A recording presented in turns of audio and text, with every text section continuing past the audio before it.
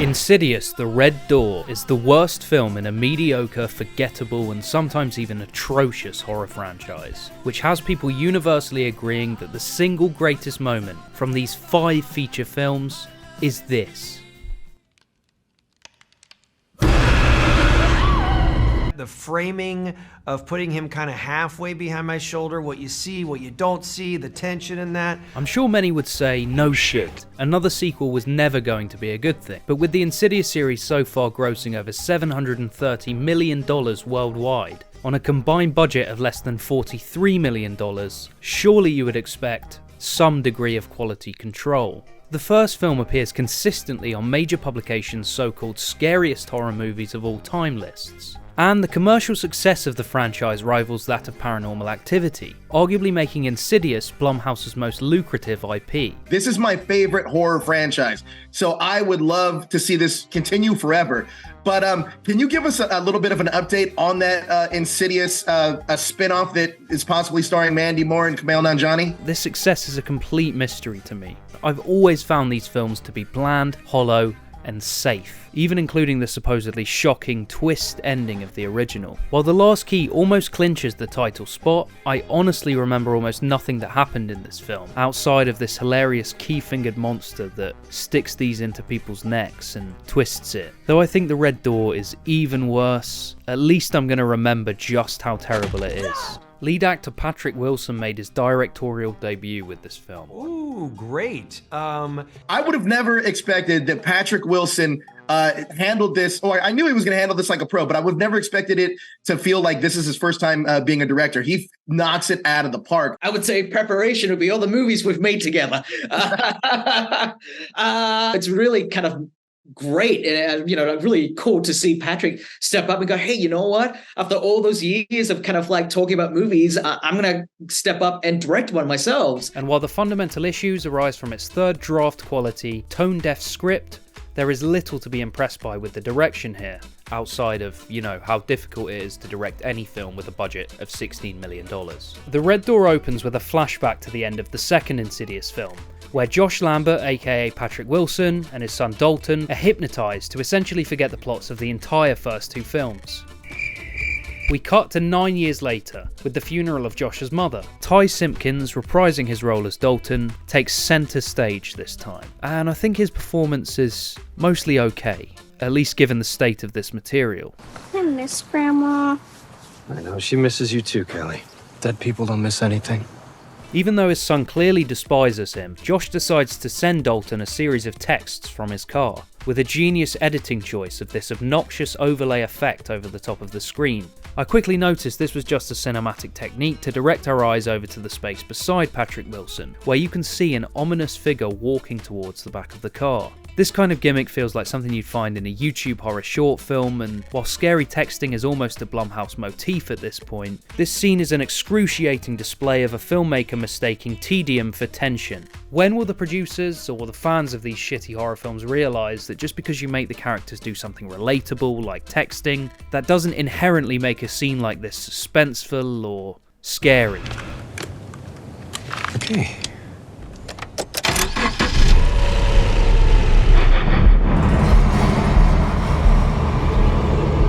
That may be one of the worst title drops I've ever seen in a horror film. A meandering, near 3-minute scene that ends with him fastening his seatbelt and saying okay. This is how you're supposed to do it. Give me your hand! Give me your hand!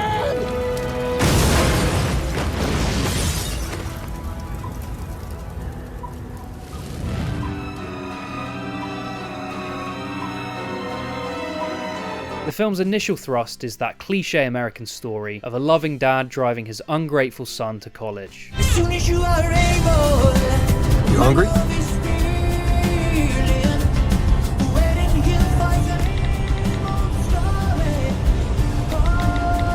Mom said you got that art teacher you wanted. What's his name? Her name. Armageddon. She good? She's the best. I think she better be with what we're paying. Dalton is a weird kid, which I suppose you'd expect given the childhood he's had. Call me crazy, but I honestly believe in the right hands, the premise of Dalton rediscovering this dark parallel realm as he channels his emotions into composing these incredibly detailed works of art, rather than the crude drawings he used to do as a child, slipping deeper and deeper into insanity, as he gets increasing praise from his mysterious, unorthodox teacher, could actually be a really great concept for a horror film. Except, as you'll see, the execution leaves a lot to be desired. Tear it up. Excuse me? Dalton comes across as this totally unlikable douchebag who dresses like this and hates his dad. You really think I want to join a frat? It's just a party, Dalton. Patrick Wilson does sell the shitty dad thing well, and you can understand why his kid would hate him, but in each scene we've seen Dalton so far, he's been a piece of shit to everyone. I miss Grandma. Dead people don't miss anything. Are you Dalton Lambert? Yeah, are you... Chris Winslow. The attempts at comic relief in this film are laughable, except they're not. Everything cool, fellas? I have nothing against this actress whatsoever, but Leigh Whannell and Scott Teems clearly do, creating the most ridiculous caricature of an eccentric Gen Z college student who essentially serves as some kind of ray of sunshine to the cloud of shit hanging over Dalton, as well as one side of a half-baked romance, allowing him to still get a true college experience with a character that anyone not as fucked up as Dalton himself would run a mile from. After a final petty argument between the father and son, with more ham-fisted dialogue. At least you got a father! Stop blaming your dad for the shit that you screwed up. He left. Like 40 years ago. Get over it. God knows I'm not going to be defined by you. Why don't you become this ungrateful little shit? No wonder Mom divorced you. Patrick Wilson cries, running back to his car. I actually found this part of the sequence somewhat effective, probably just because there was no dialogue and the music was telling me to be sad. I was a little surprised by the lack of jump scare, building from the suspenseful scene of the figure walking towards the car earlier, but I guess I can actually credit the filmmakers for letting this emotional moment breathe, for about 15 seconds. You can tell it's Shania Twain, right? I want whatever Leigh Whannell and Scott Teems were smoking when they created the character of Chris Winslow. You're in the art school, I take it? Yeah. Are you music? Math. I thought about music, but the artist's life is one of nomadic instability and much gnashing of teeth. Everything she says or does just shifts the tone so far in one direction when the very next scene is supposed to be scary or even dramatic. How the fuck am I supposed to take it seriously? You want to blow my hooter? What? We cut to Dalton's first college class and the film's inciting incident. Despite casting a talented actress to play Dalton's art teacher, her character is severely lacking in credibility, insight, and the ability to fucking teach. I worked my ass off on this piece. No one will miss it. No way. Hélas. Our first casualty. I didn't quit. Yes, you did. You just haven't realized it yet. You can go. Clearly they were shooting for some kind of unorthodox genius with this character, but other than tearing everyone in this room a new arsehole and getting Dalton to tear the picture of his dead grandma, she's little more than a lazily written, archetypal cliche, informed by minimal research and slapped together by two dog-shit writers with zero understanding or knowledge of this art form. Any fool can learn technique, even master it. It doesn't mean anything if it doesn't come from inside. We are going to break the rules. Then I want you to break them again. See how broken you can get.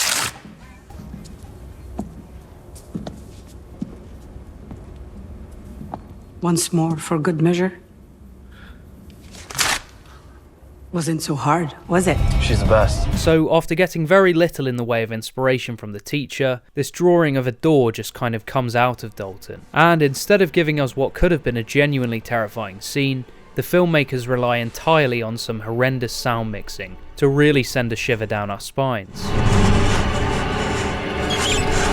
Followed by a jump scare of the lipstick-faced demon's hand grabbing Dalton. Naturally, his hand then starts bleeding all over the page. I think it would have been so much more interesting to get the other students' reactions to this. Not that I would want this film to be any longer, but seeing a kid smearing his own blood onto a painting might raise a few alarm bells with the other kids. But of course, we didn't have time for any of that, because then we wouldn't have been able to include all of the hilarious lines from this roommate character, and the whole frat bro part of the story that was so essential. Grappling with the idea that the gaps in his memory and the decline in his cognitive abilities may be the result of some kind of neurological condition, Josh decides to go and get an MRI scan, which I know is probably a daunting and even scary experience for people to have to go through, but the writers also realised that they stumbled across the perfect setting for a truly hilarious horror set piece to take place. All aboard. Overjoyed. Okay, you comfortable, Josh? Yep. Let's just get this over with. Hello?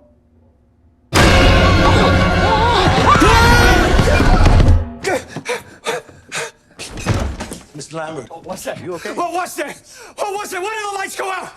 You said the lights went out? Mr. Lambert, you've been asleep for 15 minutes. What? Take your time and get dressed. Come on through. His roommate isn't here and the lighting is all moody, so if you've seen even a handful of horror films over the years, you know exactly what's coming next.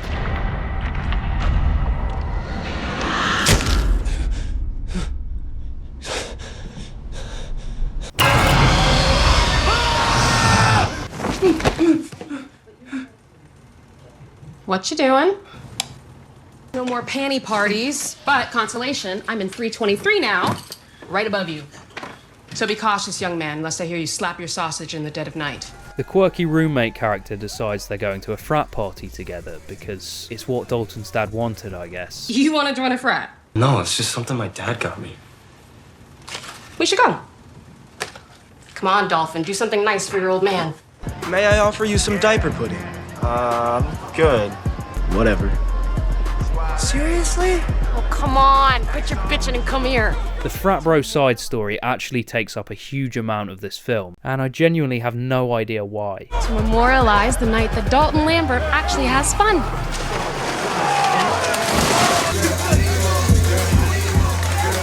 What's frat juice? Don't ask. Everyone, my name's Nick. They try to tie in this backstory of a frat kid that was killed by a ghost or a demon or whatever, but it's all just an excuse for the writer's best attempts at comedy. Most of it is completely unbearable and a complete waste of screen time. It's like two fully grown men with no idea of what college is like in the year 2023 decided to lift a plotline straight out of Bad Neighbours, rather than trying to use their brains to imagine what it could be like for someone like Dalton at college, isolating himself from everyone and missing out on everything in the college experience to pursue his goal. The problem with Dalton is that he has no goal. Quit your bitching and come here. Nick the Dick! Nick the Dick! Nick the Dick! Nick the Dick! Black, brown, or blue, you're all welcome at JPU. Welcome back to school, baby. Frat house is the last house where men can still be men.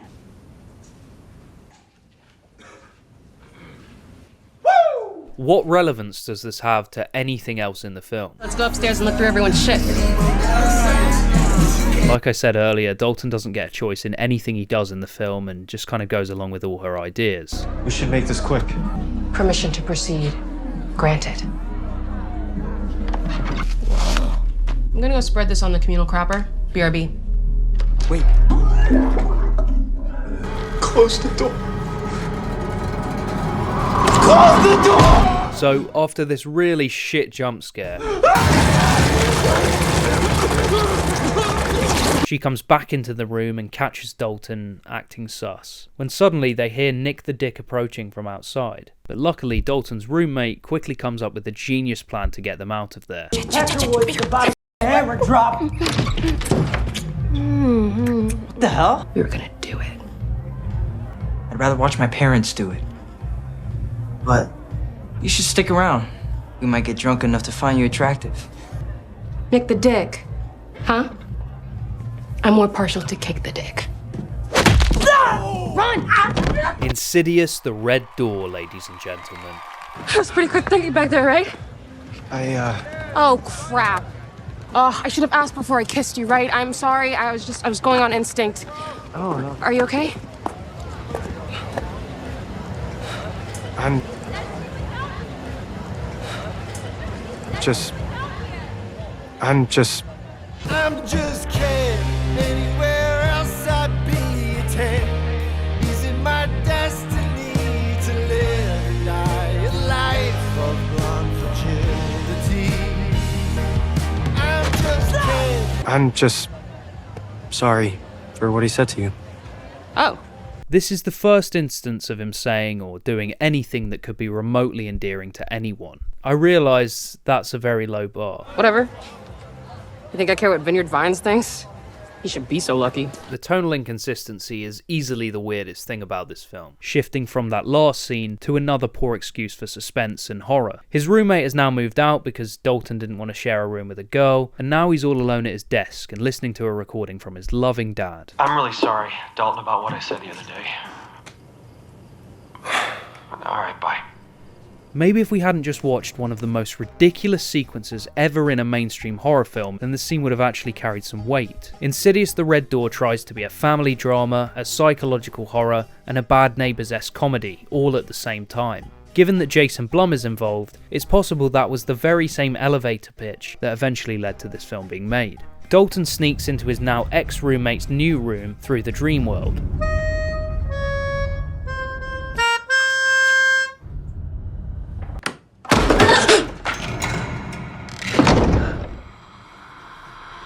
And then, after nearly getting caught by this film's attempt to revive its audience's 13-year-old nostalgia for the original, Dalton wakes up. To his credit, he then immediately tells her about the whole thing. Please don't tell me you're really just a creep. What? No.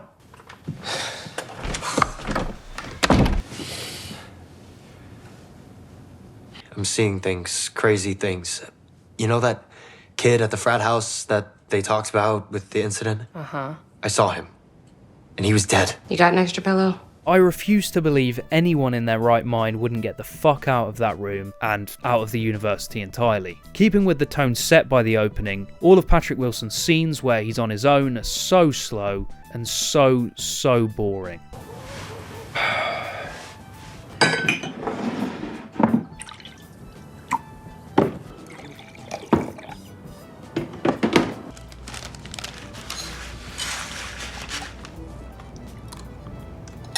I guess these were conscious directorial choices, and the scenes are supposed to be subtle, showing us how shit his life has become and the fact that he's kind of losing his mind. While I guess I can appreciate some attempt at subtlety in a film that otherwise could be described as anything but, there is nothing driving these scenes that can excuse having to sit through this.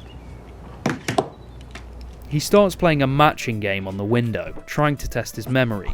If you look not all that carefully, you can see the figure from earlier in the background once again. Honestly, watching the matching game scene without falling asleep may be the truest test of resilience you ever face.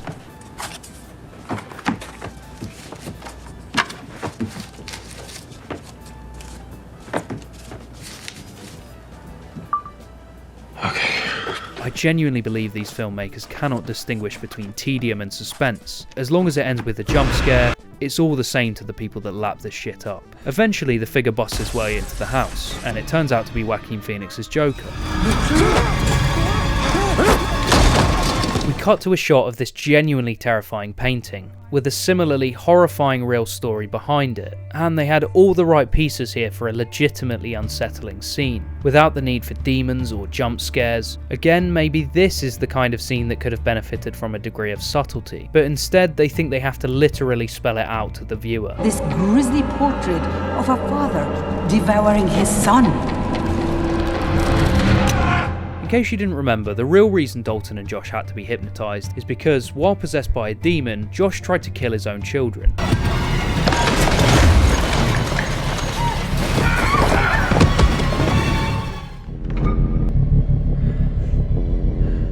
Stop! What are you doing?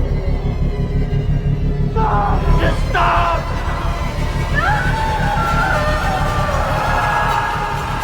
Stop! What's up, nerd? A red door. Purple pecker? Come on, man, doesn't that mean anything to you? A red door? The red door? Oh, yeah, the red door, the red hipster. You sound weirder than usual. Is this what happens when you go to college? You get all cryptic and shit? I guess. Well, I'm not going then.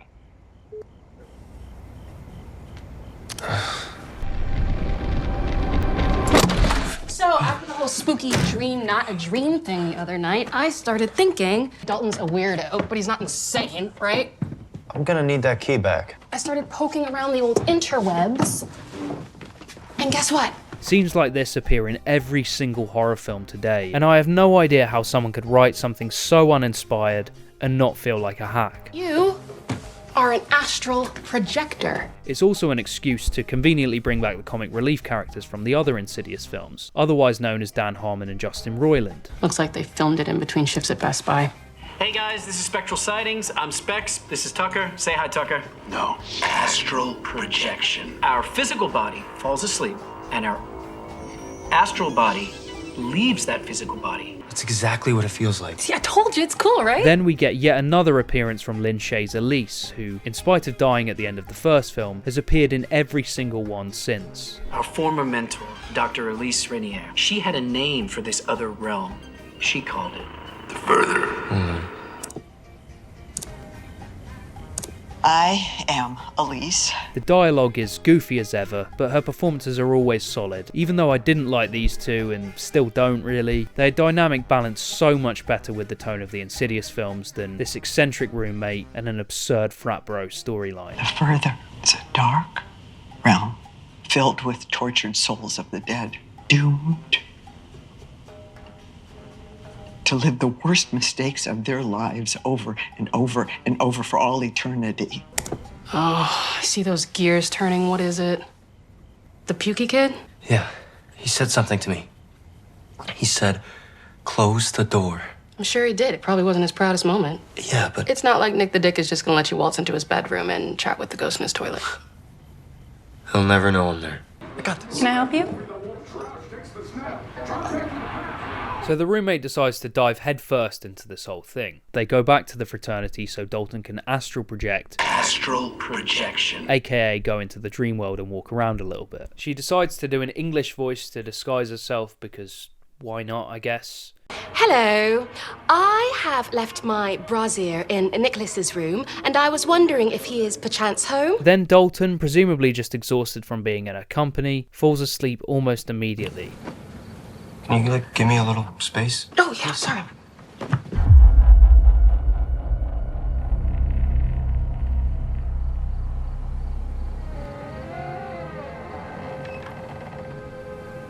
Farewell, traveler.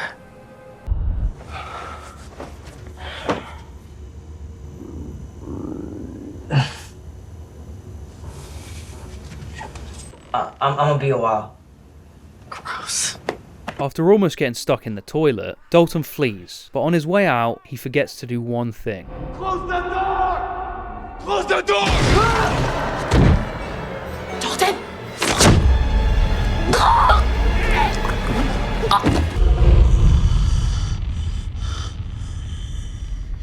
Oh, God.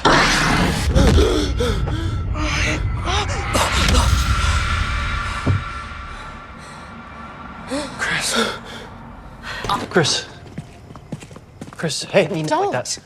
I didn't know anyone could get hurt in the real world. Well, they can. In the most over-edited scene of the whole film, to make up for just how uncompelling the visuals are with these scary fast cuts and jarring sound effects, Josh gradually rediscovers the truth about his family history and astral projection.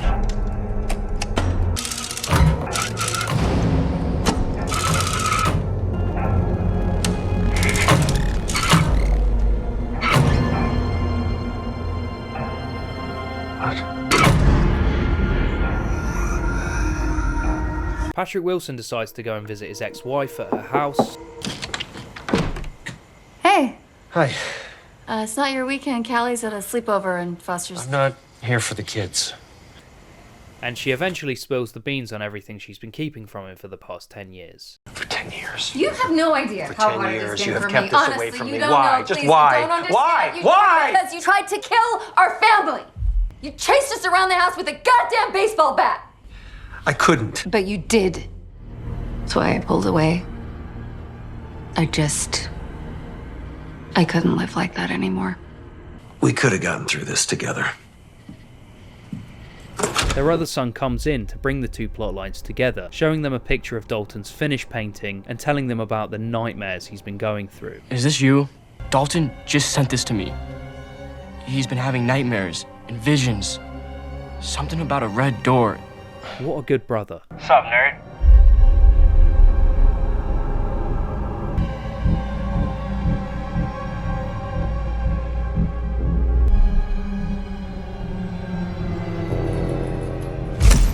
I guess the cyclical nature of this is supposed to mean something, as Dalton finally remembers why he hates his dad so much.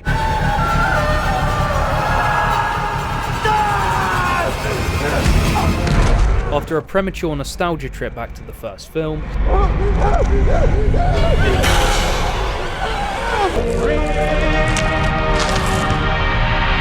Dalton tries to flee but gets grabbed at the last minute, leading to this fucking hilarious scene where you're supposed to be on the edge of your seat, questioning whether or not Dalton has been possessed by a demon, as if it isn't completely obvious from the moment he opens his mouth.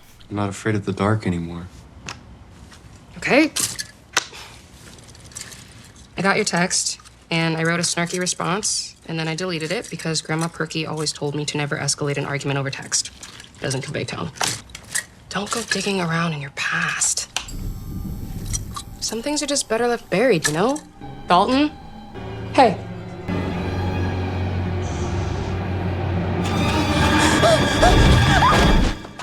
Then, after yet another nostalgia trip,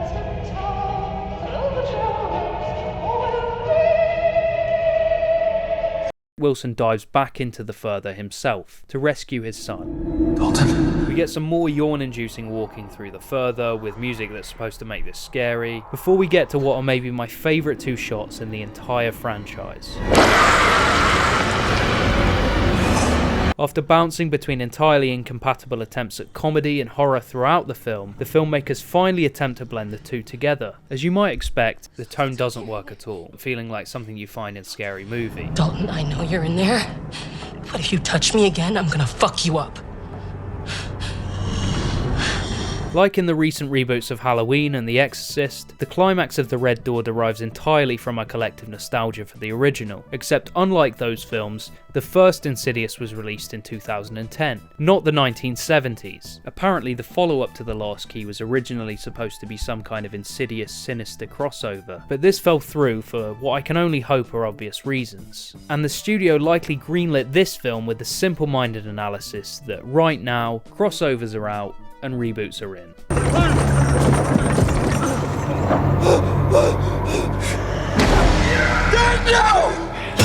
Josh rescues Dalton from the lipstick demon's chains. Then they have a conversation which, if it had happened earlier, could have probably prevented 10 years of resentment. You tried to kill me! It wasn't me. But their reunion's cut short as they're chased by the lipstick demon once again. He's coming!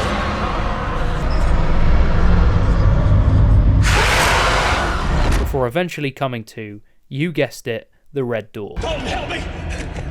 Help me hold the door!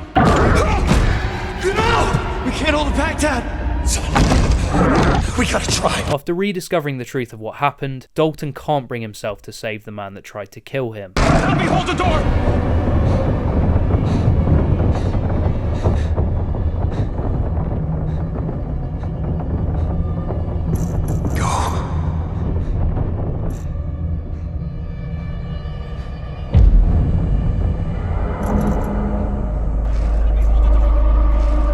And it seems they're both happy for him to just stay there and die, even though surely this would actually mean that he'd end up being possessed and then killing his wife and other son in the real world.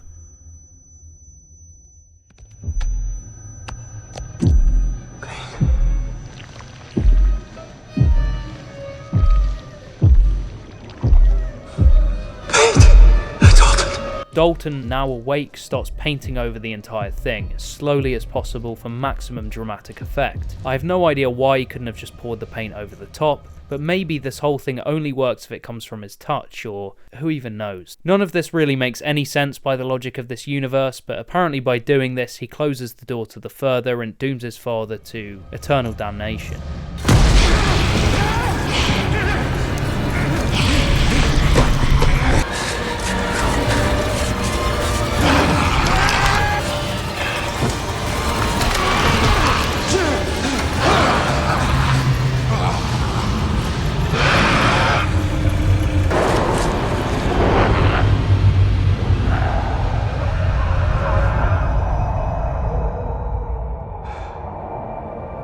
You need to get rid of that thing. Burn it, forget about it. No, forgetting it doesn't work. We need to remember, even the things that hurt.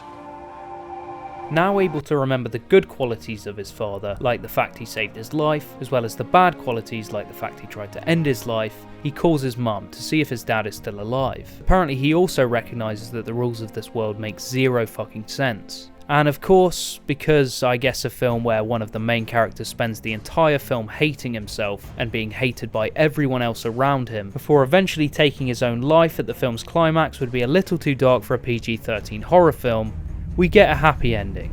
Dad?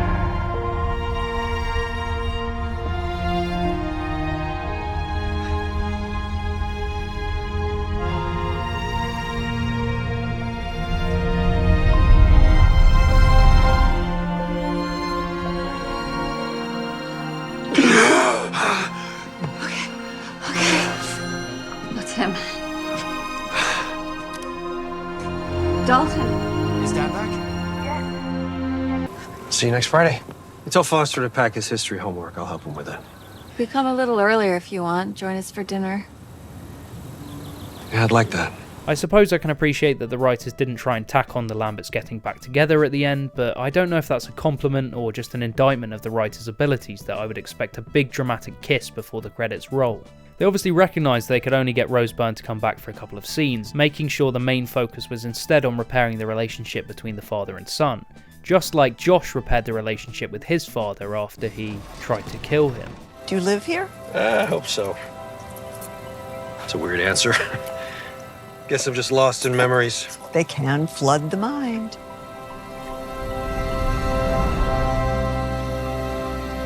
Wow. I made the wall. Yeah.